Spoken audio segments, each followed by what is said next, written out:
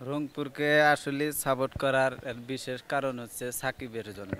কারণ বাংলাদেশে last BPL Shakib রংপুরেই খেলেছে, সেজন্য রংপুর সাপোর্ট করি। যেহেতু আর অন্য কোনো দলে সে খেলে নেই, সেজন্য আর অন্য কোনো দল আমরা সাপোর্ট করতেছি না। এখন নাই, এখন মানুষ তো আশাতেই বাঁচছে। আমরা আশা করি সামনে যদি সে আসে, তাহলে অন্য যে দলে খেলবে আমরা সেই দলই সাপোর্ট করব। এবারকার যে স্কোয়াডটা করেছে মানে অনেক সুন্দর, গতবারের থেকে এবার আরও অনেক সুন্দর। কারণ দেশি যেগুলা আছে মুস্তাফিজ ভাই, তারপরে লিটন দাস, এগুলা আমরা আশা করি অনেক ভালো পারফর্ম করবে। আমরা সন্তুষ্ট রংপুরের টিম নিয়ে।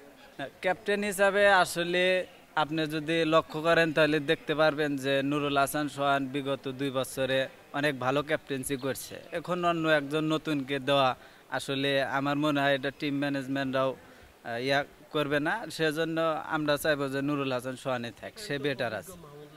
হয়তো তাদেরকে ওরকমভাবে হাতে তুলে দিবে না, কিন্তু নুরুল হাসান সোহান তো বললেছে যে অভিজ্ঞ কিছু আছে, লিটন দাসও আছে, তাদের পরামর্শই সব কিছু হবে, সমস্যা নাই।